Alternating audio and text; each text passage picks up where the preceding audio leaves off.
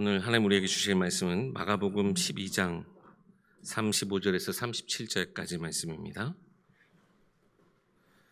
신약성경 마가복음 12장 35절에서 37절입니다. 제가 봉독하겠습니다. 예수께서 성전에서 가르치실새 대답하여 이르시되 어찌하여 서기관들이 그리스도를 다윗의 자손이라 하느냐. 다윗이 성령에 감동되어 친히 말하되 주께서 내 주께 이르시되 내가 내 원수를 내 발 아래에 둘 때까지 내 우편에 앉았으라 하셨도다 하였느니라. 다윗이 그리스도를 주라 하였은즉 어찌 그의 자손이 되겠느냐 하시니 많은 사람들이 즐겁게 듣더라. 아멘. 담임 목사님 나오셔서 하나님 나라와 다윗 왕국이라는 제목으로 말씀 전해 주시겠습니다. 강단에 꽃이 있는 것 보니까 이제 가을이 다 와 있나 봅니다. 그럼에도 불구하고 이렇게 낮 온도가 되게 높아서 여러분들 건강에 잘 신경 쓰셔서 건강하시길 바랍니다.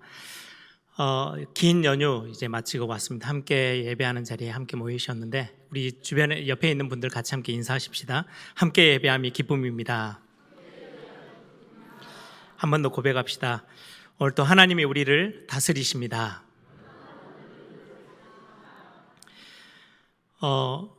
예수님께서 성전에서 유대인들을 대표하는 바리새인들 또 서기관, 사두개인들 이렇게 같이 여러 주제를 질문을 받고 거기에도 답을 하시면서 많은 논쟁들을 이렇게 펼쳤죠.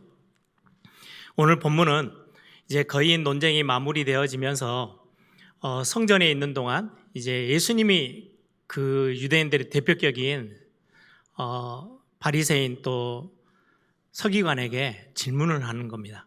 이번에는 예수님이 직접 질문을 하셨어요.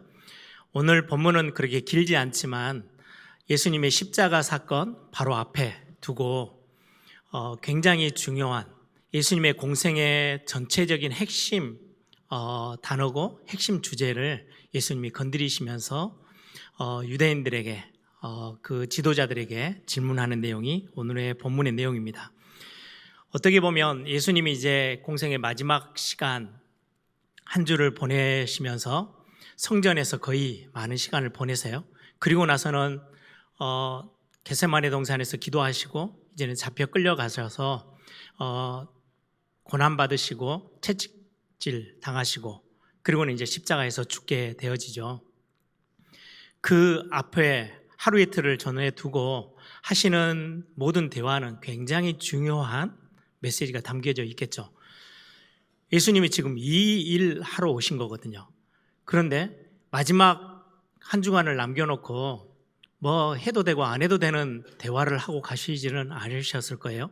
그래서 마가복음의 지금의 몇 주 전부터 해서 쭉 진행하는 모든 부분들은 굉장히 중요하고 내용이 예수님께서 실제로 우리에게 가르치시고 보여주시기를 원하는 내용들이 담겨져 있어요. 이렇게 핵심 주제를 다루는 이 내용을 듣고 오늘 37절 제일 마지막 부분을 본문의 마지막 부분을 보세요. 많은 사람들이 즐겁게 듣더라 이렇게 돼 있어요. 저는 말씀 준비하면서 이 본문이 되게 마음이 좀 안타까웠어요. 어떻게 보면은 이 본문을 그냥 이렇게 편하게 읽으면 예수님이 가르치심을 되게 유대인들이 많은 사람들이 즐겁게 들었구나 이렇게 생각할 수 있는데 그 뒤에 장면들을 기억하시면 전혀 그렇지 않아요. 예수님의 말씀을 즐겁게 들었던 사람들이 하루 이틀 뒤에 십자가 사건 앞에 그 대제사장 심판받을 때 종교 재판받을 때 그리고는 빌라도 앞에 섰을 때 십자가에 못 박으라고 그렇게도 목 놓아서 소리 질렀던 사람들이 이 사람들이에요. 예수님의 굉장히 중요한 어떻게 보면 예수님이 마지막 부분에 가장 중요한 핵심 구절을 말씀하고 가시는데 굉장히 즐겁게 들었대요. 듣고는 예수님을 하루 얼마 지난 것도 아니에요. 하루 이틀 뒤에 지금 십자가 사건이 벌어져요. 그때는 목소리를 높여서 하나같이 다 예수님을 십자가에 못 박으라고 소리쳤던 내어주라고 죽음에 내어주라고 소리쳤던 사람들이에요. 즐겁게 들었다는 말을 이렇게 보면서 제가 왜 마음이 좀 안 좋았냐니까요. 지금 이 시대가 그러고 있지 않을까? 많은 교회를 요즘은 교회를 이제 우리 광주 같은 경우 이 지방에 있는 교회들은 좀 덜해요. 수도권의 대도시로 가면 어떤 단어를 요즘 많은 학자들이 쓰고 있냐니까요. 교회를 쇼핑한대요. 어디 교회가 더 좋은지, 어디 교회가 내 마음에 좀 들지, 그냥 제가 신앙생활을 잘 해보고 이게 아니고요. 자기의 어떤 뭔가의 즐거움을 채워줄 수 있는 교회, 그래서 이 교회, 저 교회 쇼핑하면서 다니는 그게 지금의 현대판 크리스찬들이래요. 그래 많은 교회들이 거기에 맞춰서 목회자들이 설교를 해요. 굉장히 신박한 해석을 내놓으면 사람들이 즐거워해요. 또 굉장히 재밌는 설교를 하면 즐거워해요. 그런데 실제로 삶에 담아서 마음 깊이 담아서 믿고 그 말씀에 순종하고 그 말씀을 따라 살려고 제자의 길을 걸어가려고 말씀을 붙잡는 사람들은 거의 없다는 거예요. 지금 이 시대, 지금 예수님 당시 때도 그랬고 지금의 신앙생활하는 많은 사람들의 모습이 이러지 않은가. 그래서 이 단어 하나가 저에게는 좀 마음이 많이 좀 힘들게 됐어요. 나는 그러면은 우리 예일교회 앞에서 설교를 어떻게 해야 될까? 많은 생각들을 하게 됐던 시간인 것 같아요. 특히 신학을 공부했던 저 같은 사람은 되게 새로운 해석을 내놓고 신박한 해석을 하고 적용을 하면요. 굉장히 관심이 끌려요. 그런데 그게 내 삶을 바꾸는 건 아니에요. 말씀은 말씀일 뿐이에요. 하나님의 말씀은 살았고 운동력이 있어서 오늘 이 시간 여러분들이 이 말씀을 진짜로 단순히 그냥 내 감정의 즐거운 말씀으로 그냥 유쾌한 말씀으로 붙잡는 게 아니고 정말 이 말씀이 나에게 생명이다 라고 붙잡을 때 우리의 삶에는 실제적인 응답과 역사들이 시작되어져요. 왜요? 하나님의 말씀이기에 살았고 지금도 역사하고 있는 말씀이기에. 그래서 오늘 또 이 말씀 붙잡고 여러분들이 개인적으로 회복되어지고 또 치유되어지고 여러분들이 응답을 확인하는 그런 축복의 시간 되길 바랍니다. 여기 본문에 나오는 서기관이라고 했을 때는요, 우리 지금의 당시로 말하면요, 굉장한 신학 공부를 오래 해서 신학 박사, 신학자들을 말해요. 성경을 해석하고 권위 있게 가르치는 일을 전문적으로 하는 사람들이에요. 지금 예수님이 이 서기관, 어떻게 보면 종교 지도자들이고 유대인들을 대표하고 있는 사람에게 지금 질문을 하는 거예요. 뭐라고 질문하셨냐니까 오늘 본문에 보시면 35절에 서기관들이 그리스도를 다윗의 자손이라 하느냐, 왜 다윗의 자손이라고 하느냐라고 질문해요. 이 질문이 마가복음에는 조금 간추려져 있는데요, 마태복음 22장에 보시면 뭐라고 질문하냐니까요, 서기관들과 바리새인들 지도자들에게 질문해요. 예수님이 직접 그리스도에 대해서 너희들은 어떻게 생각하느냐, 누구의 자손이냐 그랬더니 그들의 대답이요, 다윗의 자손입니다.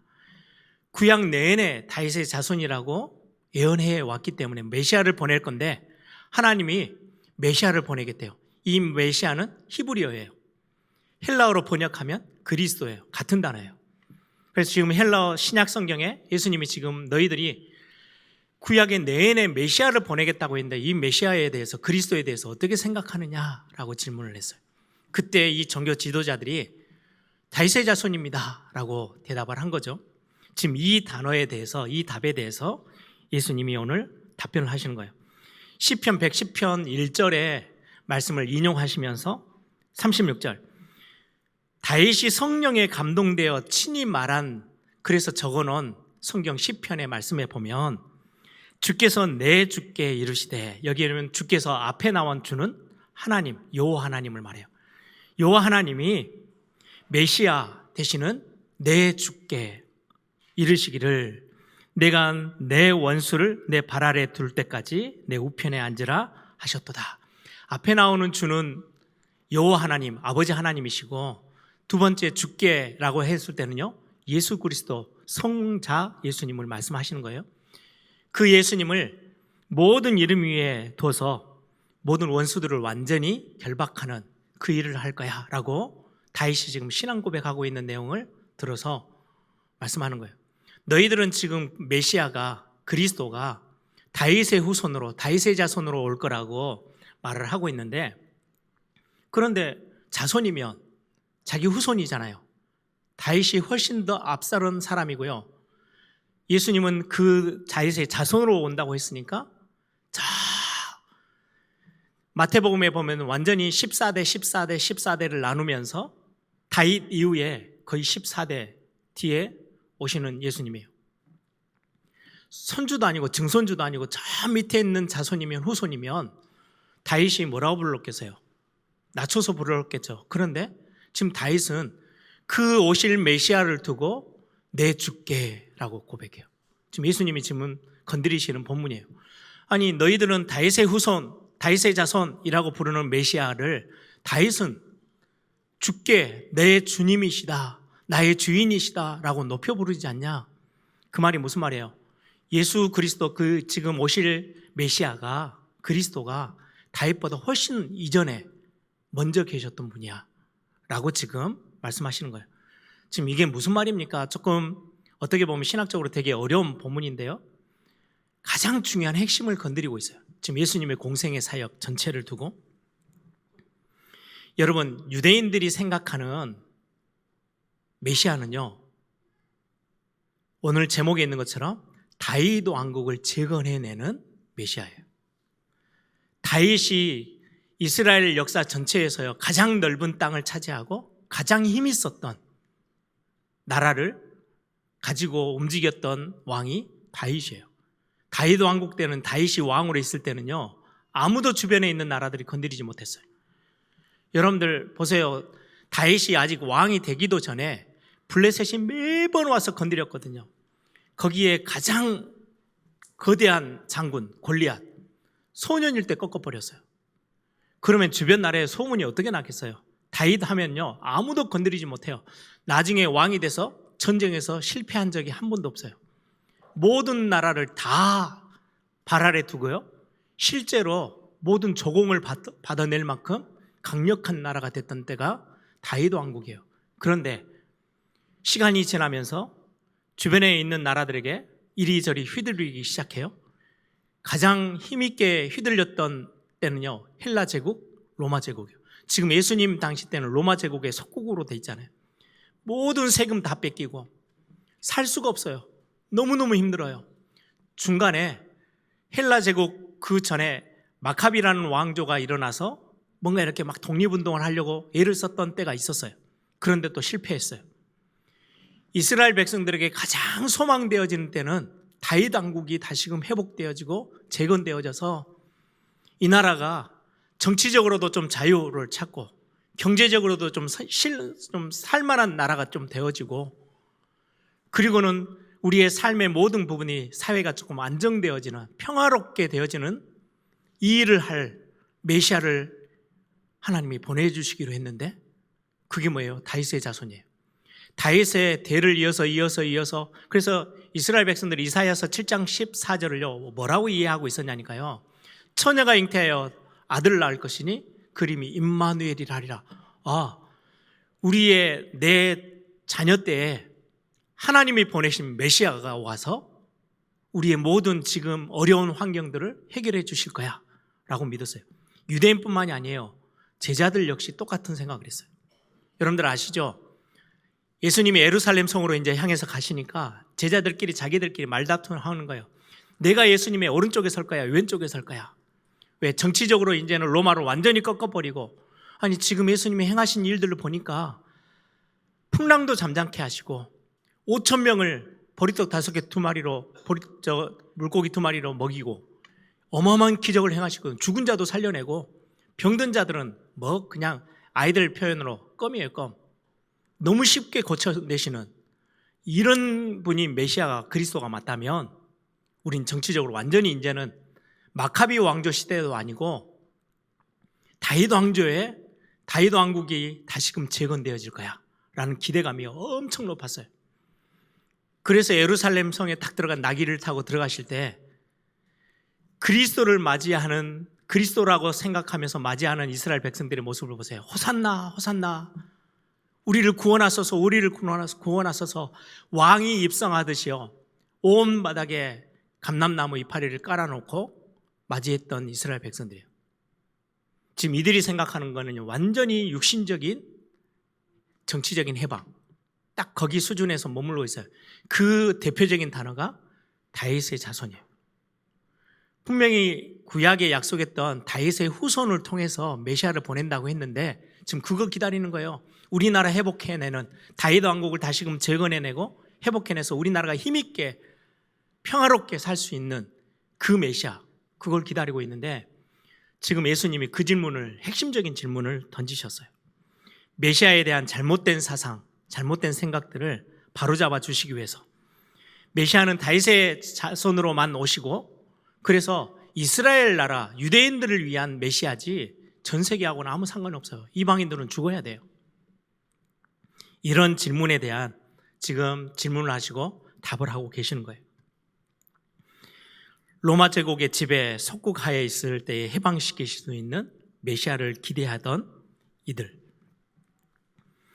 초대교회도 보면요, 이 그림이 그대로 전달돼요. 예수님이 죽으시고 부활하셨어요. 그리고 40일간 제자들과 함께 했잖아요. 그때 사도행전 1장 6절에 뭐라고 이스라엘 백성들이, 제자들이, 초대교회 성도들이 물어봐요? 그들이 모였을 때에 예수께 여짜와 이르되 주께서 이스라엘 나라를 회복하심이 이때입니까? 지금 예수님이 이제 부활까지 하셨어요. 이전에 했던 모든 예수님의 행적에 대해서 싹 다 이해를 어떻게 하고 있냐?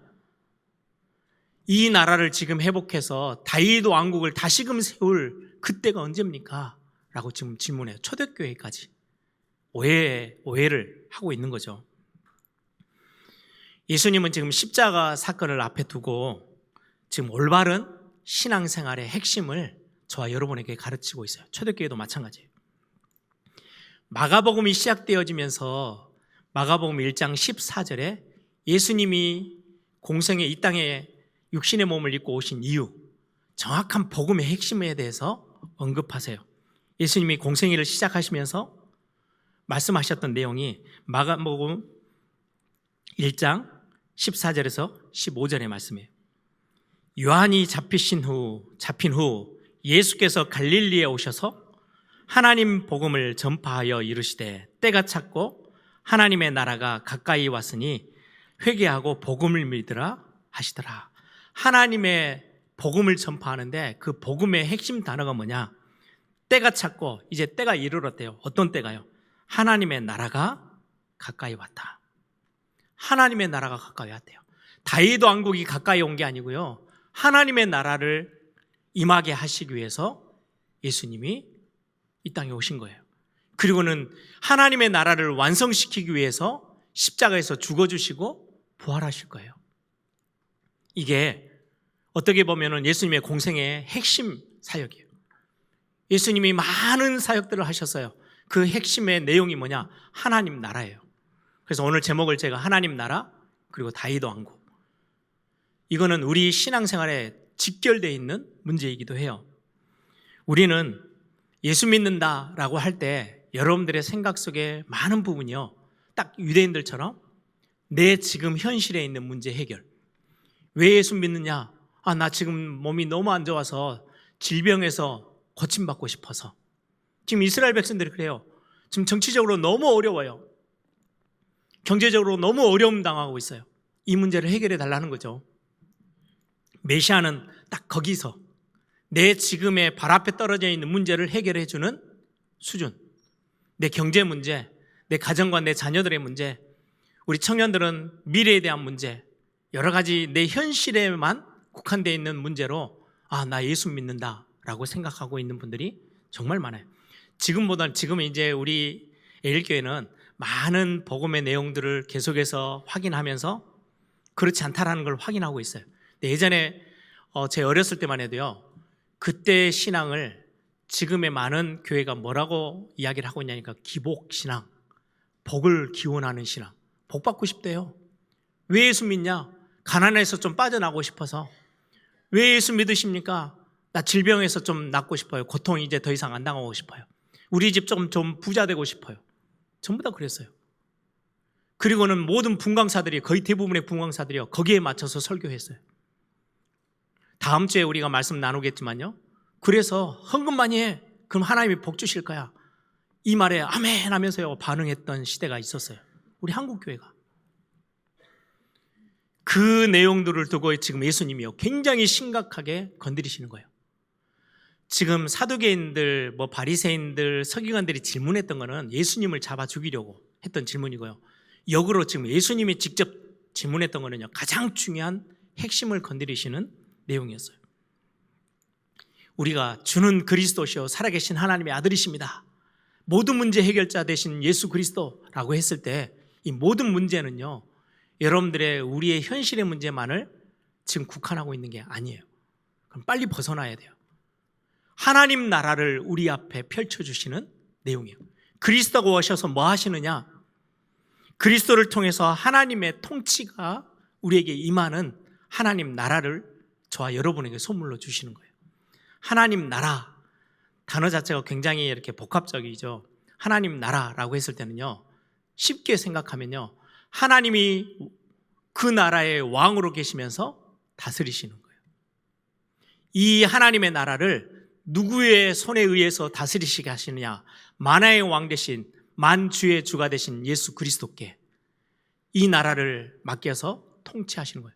그래서 그리스도께서 마지막 날에 심판주로 오시고 완전히 우리의 모든 것들을 해결하시는 주님으로 오시는 거예요. 이 사실을 두고 다윗이 내 주께라고 고백하는 거거든요. 지금 예수님이 시편 110편의 말씀을 끄집어서 다윗도 이 사실을 이렇게 알고 있었어.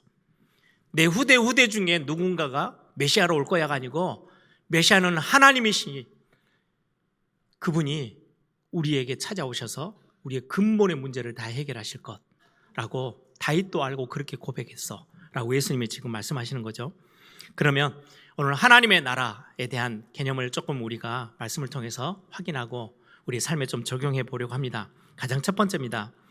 하나님의 통치, 하나님의 다스리심, 이게 어디까지 연결이 되나요? 하나님 나라 안에서는요, 왕과 백성들이 올바른 관계가 회복되어진 거예요. 세상 나라 안에서는요, 이미 하나님과의 관계가 다 깨어져서 하나님의 원수되은 자리로 하나님의 진노 아래, 그게 로마서의 메시지잖아요. 우리가 아직 죄인 되었을 때 이 죄라는 건 하나님과의 관계가 깨어진 걸 말해요. 이 죄를 어떻게 해석하냐니까요. 하나님과 원수되었다, 진노의 자리에 있다, 이 상태를 우리에게 죄인이라고 해요. 하나님 나라를 떠났을 때 에덴 동산을 떠나면서부터 하나님 나라의 완벽한 어떤 모형이 에덴 동산인데요, 거기를 떠났어요. 등졌어요. 그리고는요, 스스로 멸망의 길로 계속 갔던 저와 여러분에게 찾아오셔서 십자가의 그 죽으심으로, 그리고는 부활 그 사건으로 인해서 우리에게 하나님 나라를 허락하세요. 이 하나님 나라의 첫 번째 내용이 뭐냐? 하나님과의 관계를, 올바른 관계를 회복시키시는 거예요. 올바르게 관계가 회복되려면 가장 먼저 우선되어야 되는 게 죄가 용서되어야 해요. 죄인은 하나님과 함께 할 수 없거든요. 임마누엘이라는 단어가 우리에게 해당이 되려면, 하나님이 우리와 함께 하시려면 우리의 죄가 사해져야 해요. 그래서 십자가의 사건은 우리가 가장 많이 언급하는 우리의 죄의 부분에 대해서 완전히 깨끗이 해결하신 거예요. 하나님과의 관계가 깨어졌을 때 불신앙, 불순종, 타락, 우리 모든 삶까지, 우리의 생각, 우리의 마음, 모든 우리의 삶의 영역이 다 깨어졌죠. 이것 때문에 찾아온 게 진노요, 심판이요, 저주예요. 여기에서 우리를 죄 용서하시면서요, 심판에서 구원하시고 진노에서 빼내시고 결국은 우리의 모든 저주 앞에 있던 우리를 건지셨어요. 그걸 보고 구원이라고 해요. 죄 용서하심은 어마어마해요. 그냥 단순히 우리가 자범죄 조금 실수하고 좀 놓쳤던 것들, 이게 아니고요, 하나님과 완전히 깨어졌던 관계, 하나님 옆에 등 돌렸던 관계, 이 관계를 다시금 회복하셨어요. 돌 감람나무를 가지를 꺾어가지고 완전히 이건 불에 살려서 없애버려야 될 아무 가치 없는 나무인데 참 감람나무에다 접붙여서 귀한 참된 열매를 맺게 하시는 그 사역, 그 사역은 죄 용서로부터 시작해요. 그게 하나님 나라의 비밀 중에 비밀이에요. 저와 여러분 앞에 하나님의 나라가 펼쳐졌다라는 말은, 하나님의 다스림 속에 우리가 들어왔다라는 말은 가장 먼저 우리에게 주어진 은혜 중에 은혜가 죄 용서하심이에요. 죄 용서하심으로 인해서 우리의 신분이 바뀌었어요.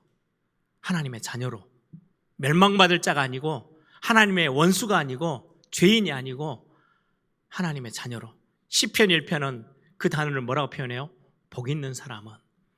제가 새벽에 잠깐 그런 말씀 드렸어요. 복 있는 사람은, 이거는요, 뭔가 막 소유를 많게 가진 사람을 말하는 게 아니고요. 여러분, 예전 같으면 지금은 삼성 이재용 회장 자녀로 태어났다. 와, 참 너무 좋겠다.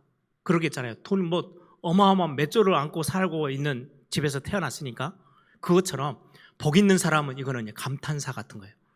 야, 정말 좋겠네. 정말 복 있는 사람이네. 왜요? 하나님의 자녀가 된 거예요. 멸망받을 수 없는, 거기에 하나님의 자녀는 하나님의 상속자예요. 하나님의 모든 것을 내가 지고 있어요. 하나님의 모든 것이 내 거예요. 하나님의 집, 우리가 가야 될 영원한 집, 그 하나님의 집이 우리 집이에요. 그게 하나님의 자녀고 하나님의 상속자가 된 거예요. 하나님 나라 안에서 이게 다 회복되어졌어요. 복의 근원으로, 복 있는 사람으로 하나님 우리를 완전히 뒤바꾸셨어요. 그 일을 하시기 위해서, 이 축복을 우리에게 주시기 위해서 십자가를 당당히 지신 거예요. 그 죽음을 마다하지 않고 우리에게 마음도 생명도 뜻도 힘을 다해서 우리를 사랑하셔서 이 일을 우리에게 이루어 주신 거예요. 이게 십자가 사건의 핵심이고 예수님의 공생의 사역의 핵심이에요. 근데 지금 이스라엘 백성들은 전혀 다 놓치고 있는 거예요. 그래서 예수님이 행하신 일 중에 병자를 고치시고요, 돌려보내면서 너 죄가 다 용서되어져서, 이것 가지고 시비를 걸었던 사람들이 유대인들의 지도자들이거든요. 하나님 나라가 임했을 때 가장 먼저 시행되어지는 게요, 저와 여러분의 죄를 저 동에서 서가 먹은 것처럼 던져버리시겠대요. 양털같이 희도록 만드신 그 엄청난 일, 그래야 우리는 하나님과 함께 할 수 있어요. 하나님 나라에 들어갈 수 있는 이유는 우리의 죄가 용서되었기 때문에. 완전히 방탕한 아들을 끌어안고 다시금 없는 것처럼 그냥 다 덮어서 우리를 끌어안아 주신 그 아버지의 사랑처럼 저와 여러분을 죄인의 자리에 두지 않고 하나님의 자녀의 자리에 두시기 위해서 대신해서 대속물로, 희생제물로 우리를 대신해서 십자가에서 죽어주신 거예요. 이게 하나님 나라에서 벌어진 굉장한 축복의 비밀이에요. 두 번째입니다. 하나님 나라라고 했을 때 나오는 비밀이 사단의 종, 세상의 종에서 해방시키시는 거예요. 사단이 창세기 3장에 우리 인간에게 찾아와서 속여 들어왔던 가장 먼저의 메시지, 가장 강력한 메시지가 뭐예요? 너가 하나님처럼 될 수 있어. 너가 인생의 주인이야. 그 순간, 그 말을 받아들이는 순간 내가 내 인생의 주인이 된 게 아니고요, 사단의 내 인생의 주인이 됐어요. 사단의 완전히 종노릇하게 됐어요. 그래서 여러분, 하나님 나라와 상관없는 사람들은요, 반드시 미래에 대해서 불안해해요. 그러니까 점을 치러 가고, 그래서 우상 숭배하고, 그래서 형상을 만들어 놓고라도 거기서 조아리면서 뭔가에 복을 비는 거예요. 왜요? 내가 주인이면, 내가 하나님이면 내가 복된 자리로 가면 되잖아요. 그렇게 할 수가 없어요. 사단의 그 속임수는 결국은 사단의 완전히 종노릇하도록 끌어내리는 사단의 속임수였어요. 사단의 종으로, 세상의 종으로 완전히 잡혀서 우상숭배할 수밖에 없어요. 우상숭배는 귀신을 섬기는 거고, 그래서 우리 많은 조상들이 조상에게 먼저 가신 조상에게 뭐를 예를 치란다 하면서 제사를 지내죠. 조상 제사를 지내요. 성경은 그것을 보고 귀신을 쫓는 것, 귀신을 섬기는 거다라고 말씀하고 있어요. 그래서 교회는, 복음은, 성경은 제사를 반대해요. 계속해서 사단의 종노릇 하지 말라는 거예요.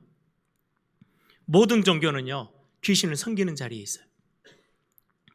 조금 더 나아가서 굉장히 좋은 단어처럼 보이는 인본주의 역시 사단의 종노릇 하는 거예요. 내가 내 힘으로, 내 경험을 가지고 생명과 안전과 행복을 확보할 수 있다고 착각하는 거예요. 그건 교만이지 절대 답이 되지 않아요. 여기에 모든 세상의 사람들이 다 잡혀 있어요. 여기에서 우리를 완전히 해방시키셨어요. 여러분들이 오늘 또 예배 나와서 나 오늘 또 하나님의 은혜가 필요해요 라는 고백은요, 하나님 나라 백성에게 완벽한 고백이에요. 하나님 나라에 속해서 하나님이 내 인생의 주인이시기에, 생사화복의 주인이시기에 오늘 하나님이 내게 은혜를 주셔야만 나는 살 수 있어요. 광야에서 매일매일 주시는 만나가 아니면 우리는 살 수가 없어요. 주기도문에도 일용할 양식을 주옵시고, 하나님이 내 생명의 주관자이시기에 하나님 나라에서는요, 하나님이 우리를 완전히 책임지세요. 그래서 우리는 뭐만 하면 되냐? 하나님께 의지하기만 하면 돼요. 하나님을 바라보기만 하면 돼요.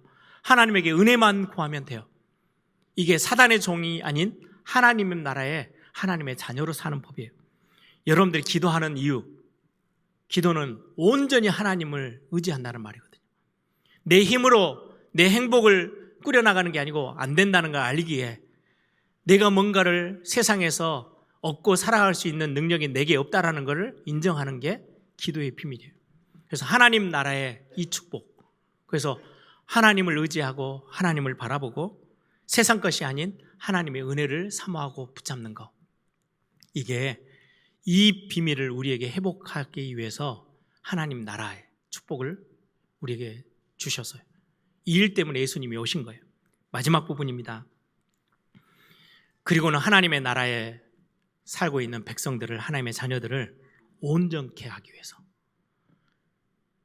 삶에서의 모든 엉켜있고 깨어지고 무너지고 묶여있는 모든 것에서 우리를 완전히 해방시키시기 위해서, 그게 하나님 나라의 비밀이에요.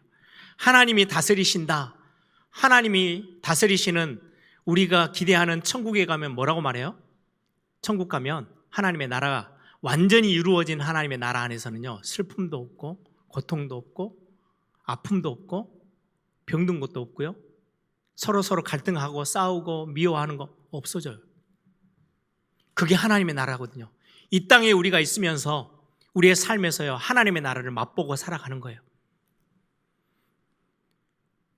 그래서 예수님이 공생의 사역에서 혈류증 12년 동안이나 답을 얻지 못하고 수많은 의사를 찾아다니는데도 불구하고 고침을 받지 못했던 그 여인을 고쳐주세요.